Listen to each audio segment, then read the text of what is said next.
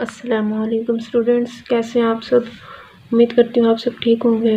तो स्टूडेंट्स, आज जो हमारा टॉपिक है वो है लिविंग वर्ल्ड इन टाइम। इससे पहले जो टॉपिक हमने पढ़ा था वो था living world in space.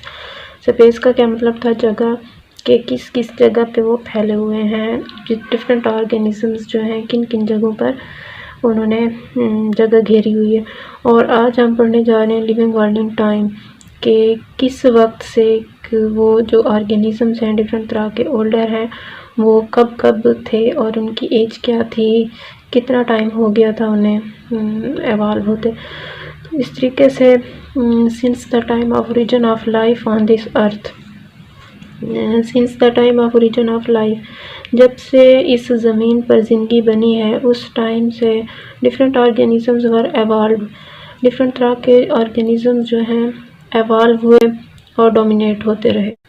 Evolution के हवाले से आपकी बुक में डिफरेंट डायग्राम्स बनी हुई हैं, आप वहाँ से देख सकते हैं। कुछ डायग्राम इस तरह की होती हैं, मतलब कि पहले ऑर्गेनिज्म जो है वो कम थे, बाद में उनकी कुछ एवोल्यूशन में बेहतरी आई और वो ज़्यादा हो गए, और फिर बाद में क्या हुआ, ऐसी कोई तब्दीलियाँ आई वो तादाद में कम होते गए, तो मतलब फिर वो ख़त्म हो गए। और इस डायग्राम में देखें तो पहले जो है वो ऑर्गेनिज्म ज़्यादा थे, बाद में कम हो गए, ख़त्म नहीं हुए लेकिन कम हुए। और इस डायग्राम में देखें तो पहले इनकी जो वो थी तादाद कम थी, बाद में ये बढ़ते गए और डोमिनेट हो गए। आज भी ये ऑर्गेनिज्म मौजूद है। तो इसी तरीके से different organisms were evolve and dominated. मुख्तलिफ तरह के ऑर्गेनिज्म एवॉल्व हुए और फिर डोमिनेट हो गए कि उनकी तादाद जो है वो ज़्यादा हो गई दूसरों की निस्बत। इस चीज़ को क्या कहते हैं, जियोलॉजिकल टाइम चार्ट। जियोलॉजिकल का क्या मतलब है, ज़मीन की स्टडी, अर्थ स्टडी को क्या कहते हैं, जियोलॉजी। और टाइम चार्ट का क्या मतलब है, हम क्या करते हैं, डाटा को अरेंज करते हैं in sequence that help collect information easily. हम क्या करते हैं, एक चार्ट की सूरत में मुख्तलिफ डाटा को अरेंज करते हैं इन सीक्वेंस, एक ख़ास तरतीब में, जो क्या करती है, डिफरेंट तरह की इंफॉर्मेशन को जमा करने में हमें मदद करता है। कौन, चार्ट।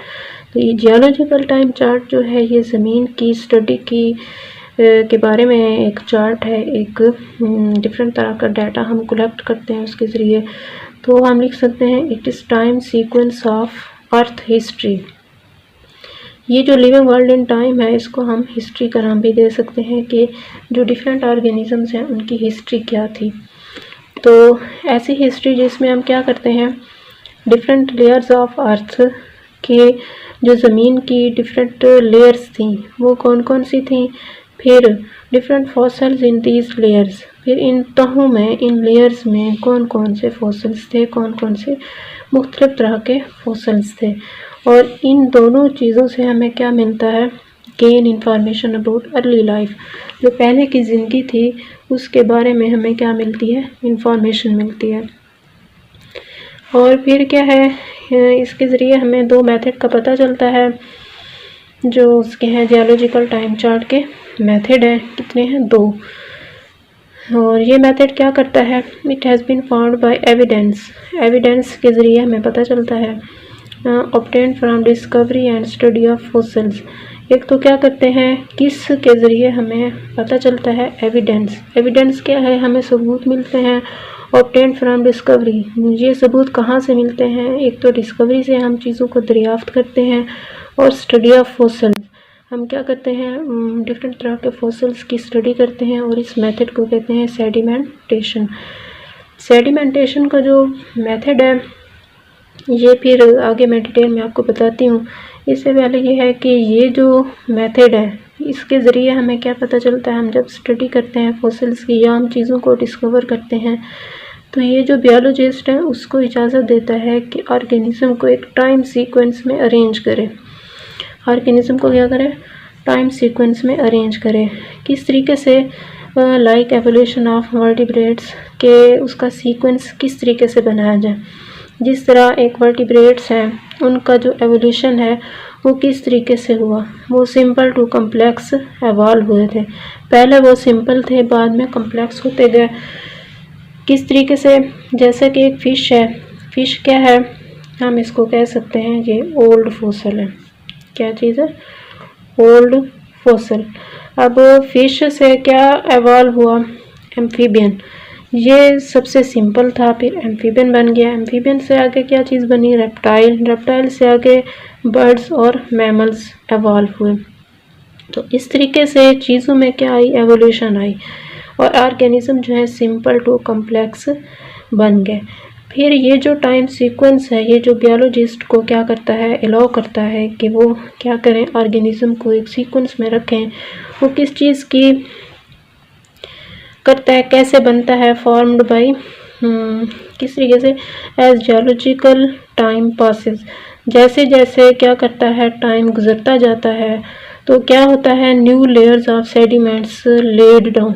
जो नई सेडिमेंट्स बनती हैं, नई तह बनती हैं, वो क्या करती हैं, जब उसके ऊपर और तहें आती हैं तो वो नीचे चली जाती हैं।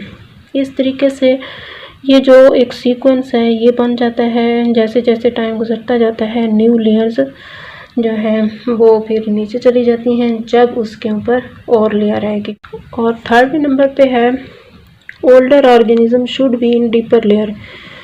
अब जो ओल्डर ऑर्गेनिज्म है, जो पुराने हो चुके हैं, वो क्या होंगे, उन्हें नीची लेयर में चले जाना चाहिए। नीची लेयर्स मतलब कि पहले सबसे छोटी नीचे नीचे लेयर होती है, उसके बाद एक और लेयर ऊपर आ जाती है, फिर और लेयर आती है। तो जो पहले बनी थी वो सबसे नीचे चली गई और जो बाद में बनी वो ऊपर रह गई। लेकिन शर्त क्या है कि ये जो सीक्वेंस है ये डिस्टर्ब ना हो, तभी जाके ऐसी ये सिचुएशन होती है। अब इसको कैसे आपको समझ आएगी, फर्ज करें यहाँ पे अर्थ सरफेस है। क्या चीज़ है, अर्थ सरफेस। ज़मीन की जो सतह है वो है अर्थ सरफेस है। अब अर्थ सरफेस पे सबसे पहले जो लाइफ एवॉल्व हुई थी, बनी थी, फर्ज करें उस पे ऑर्गेनिज्म थे 5। ए ऑर्गेनिज्म थे, बी थे, सी, डी, ई और एफ। ये ऑर्गेनिज्म मौजूद थे अर्थ की सरफेस पे। फिर क्या हुआ, कोई भी तब्दीली आई इन्वायरमेंट में और ये उसको फेस ना कर सके। फिर क्या हुआ, ये मरना शुरू हो गए और मट्टी की तह इन पर जम गई। जब मट्टी की तह इनके ऊपर आई तो ये नीचे दफन हो गए। फिर क्या हुआ, दूसरी किस्म के जानदार है, उन्हें ये इन्वायरमेंट अच्छा लगा और वो इसके ऊपर रहने लग गए। कैसे ऑर्गेनिज्म होंगे, फर्ज करें ऑर्गेनिज्म है GHIJK।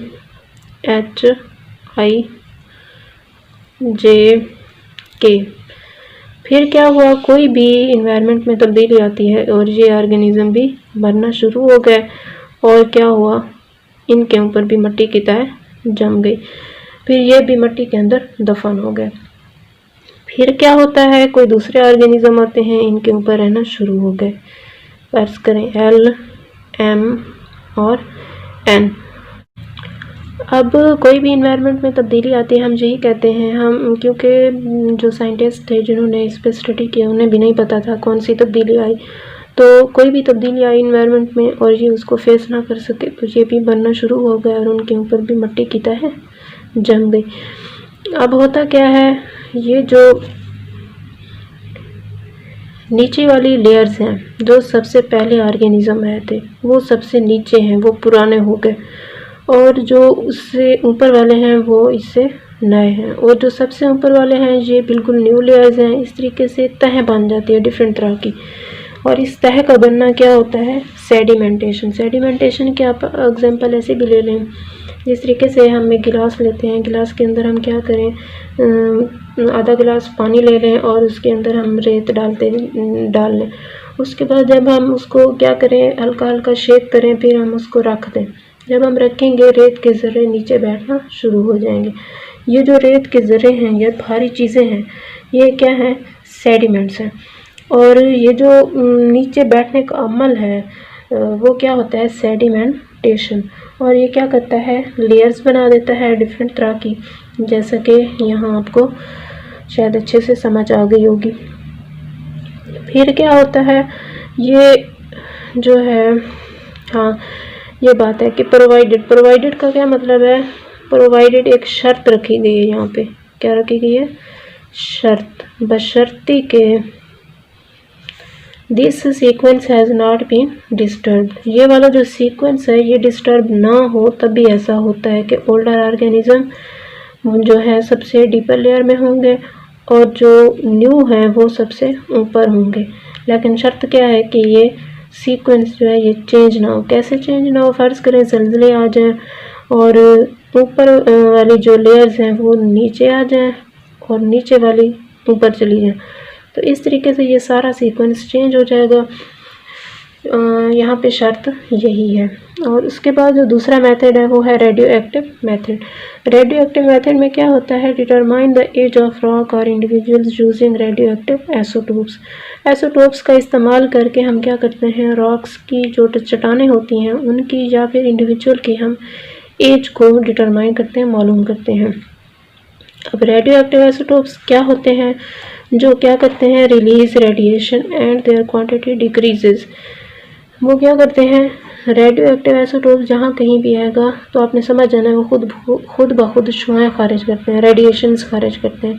अब फ़र्ज़ करें ये एक आइसोटोप है, इसने शुआएँ खारिज की हैं, इसने क्या किया, शुआएँ खारिज की हैं।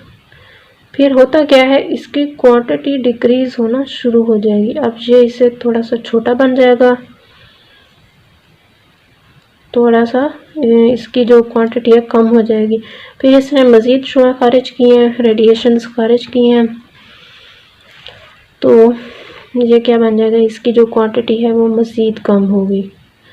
इस तरीके से रेडियो एक्टिव आइसोटोप ऐसे आइसोटोप हैं जो क्या करते हैं, रेडिएशंस को खारिज करते हैं, लेकिन रेडिएशन को खारिज करते करते उनकी क्वांटिटी डिक्रीज़ होना शुरू हो जाती है और इसी चीज़ को क्या कहते हैं, हाफ लाइफ। उनकी जो उम्र है वो कम हो गई है। और कैसे कम होती है? फ़र्ज़ करें एक आइसोटोप है, उसका जो वो है वेट है वो कितना है, 1 किलोग्राम। और बाद में क्या होता है, जब वो क्या करेगा, रेडिएशंस को खारिज करेगा, उसकी उम्र कितनी हो जाएगी, उसकी लाइफ आधी हो गई, 1 किलोग्राम से 500 ग्राम। तो इसकी जो ज़िंदगी है वो आधी बन गई है। जैसा कि यहाँ पे इसका साइज़ बड़ा था, फिर कम हुआ, फिर कम हुआ, तो इस तरीके से इनकी जो लाइफ है वो आधी बन जाती है। और इसको हम क्या कहेंगे, जिसमें वो एक दफ़ा आधा हुआ है उसे हम कहते हैं 1 हाफ लाइफ। और इस तरीके से हम क्या करते हैं, हम इसकी जो है रिलेटिव एज ऑफ फॉसिल्स मालूम करते हैं बाय कंपेयरिंग दीज लेयर्स। ये जो डिफरेंट तरह के लेयर्स हैं, हम इसी को देखते हुए क्या करते हैं, फॉसिल्स की रिलेटिव एज को फाइंड करते हैं। अब रिलेटिव एज का क्या मतलब है? फ़र्ज़ करें एक लेयर है और दूसरी भी लेयर है उसकी सेडिमेंट्स की, तो यहाँ पे अगर एक ऑर्गेनिज़म ए रह रहा है और दूसरा ऑर्गेनिज़म बी रह रहा है, अब ए की जो लाइफ है वो कितनी है, फ़र्ज़ करें ए की लाइफ है 70 और बी की लाइफ है 50, तो हम ये कहेंगे कि जो ए ऑर्गेनिज़म है वो बी ऑर्गेनिज़म से 25 साल बड़ा है। और ये भी कह सकते हैं जो बी ऑर्गेनिज़म है वो ए ऑर्गेनिज़म से 25 साल छोटा है। तो हम जो 25 का लफ्ज़ यूज़ किया है, ये जो 25 है, या हम यही भी कह सकते हैं कि इनका जो डिफरेंस है इन दोनों का, दो ऑर्गेनिज़म के जो लाइफ है उनके जो डिफरेंस होगा उसको क्या कहेंगे, रिलेटिव एज। और होता क्या है, ये जो सिमिलर होती हैं इन द सेम लेयर्स, ये जो फॉसिल्स होते हैं ये सेम लेयर्स में सेम होते हैं, क्योंकि अब ये वाली जो लेयर्स है इसमें जितने भी ऑर्गेनिज़म होंगे उनकी एज बराबर होगी। ये तो नहीं हो सकता कि इसकी एज 50 है इसकी 40 होगी, ऐसा नहीं होता। इनकी हम यही कहते हैं कि इनकी जो एज होगी इनकी सिमिलर होती है, फिर इनकी जो एज है वो इससे डिफरेंट होगी।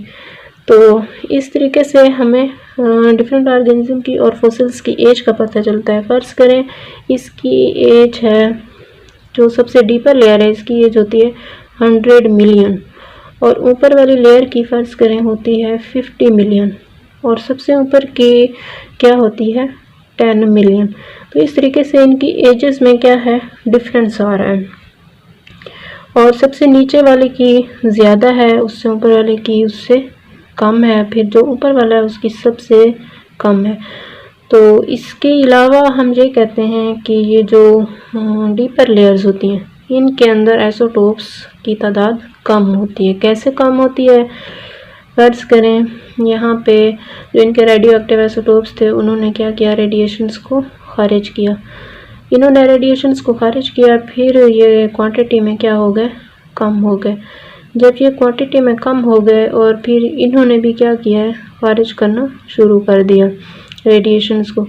लेकिन ये देखें फिर कि इनकी जो क्वांटिटी है वो ऊपर वाले से कम है। ये जो क्वांटिटी है ऊपर वाली लेयर्स की ज़्यादा हो गई। फिर ये क्या करेंगे, ये खारिज करना शुरू कर देते हैं तो इनकी क्वांटिटी भी कम होना शुरू हो जाएगी। और फिर ऊपर वाले जो सबसे ऊपर वाली लेयर है ये क्या करेगी, ये भी रेडिएशंस को खारिज करना शुरू कर देंगे। फिर इस तरीके से क्या होगा, अब देखें इसकी जो रेडिएशंस हैं वो खारिज तो कर रहे हैं लेकिन ये रेडियो एक्टिव आइसोटोप्स तादाद में ज़्यादा हैं और ये क्या है, कम है, ये उससे कम है। तो इस तरीके से जो सबसे डीपर लेयर्स हैं उनके रेडियो एक्टिव आइसोटोप्स की तादाद कम होती है, फिर जो ऊपर वाली होती है उससे कम होती है, ज़्यादा होती है सॉरी, और जो सबसे ऊपर वाली होती है उनकी सबसे ज़्यादा होती है। तो इस तरीके से हम क्या करते हैं, डिफरेंट लेयर्स की, डिफरेंट जो रॉक्स होती हैं उनकी और इनके अंदर रहने वाले फॉसिल्स की, ऑर्गेनिजम्स की एज का पता लगाते हैं। और इस तरीके को क्या कहते हैं, रेडियो एक्टिव मेथड। ये बहुत ही इम्पॉर्टेंट क्वेश्चन है, ये जो लिविंग वर्ल्ड इन टाइम वाला है। इसमें आपसे पूछा जा सकता है रेडियो एक्टिव मेथड और सेडिमेंटेशन में क्या फ़र्क है, तो आपको पता होना चाहिए। और भी डिफरेंट तरह के इसमें क्वेश्चंस हैं, अगर आप इसे गौर से पढ़ेंगे तो ये जो टॉपिक है ये बहुत ही आसान लगेगा आपको। लेकिन अगर आप इसे देखकर ही यही कहेंगे कि ये बहुत ही मुश्किल है तो आपसे कुछ भी नहीं होगा। आपने इसे समझ के पढ़ना है, इसे बार बार पढ़ें, देखें और आपको समझ आ जाएगी। तो बहुत ही इम्पॉर्टेंट क्वेश्चन है, इसे आपने छोड़ना नहीं है।